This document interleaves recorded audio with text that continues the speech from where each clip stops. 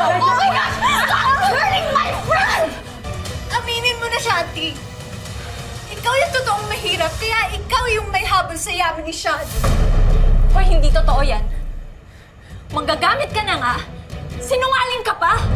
Sinungaling? Hindi ako sinungaling! Ano ka ba? Bakit ba? Tama na yan! Oh my gosh! Stop hurting my friend! Apa? Tama na yan! Lumayo Ano ka! ba? Ba't di nyo kaya maging masaya para sa akin, ha? Finally, may nakita ang babae na nag-interest sa akin.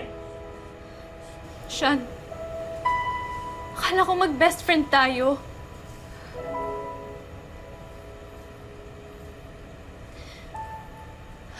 Pero baka hindi mo talaga ako ganun kakilala. Para hindi ako paniwalaan. Shanti,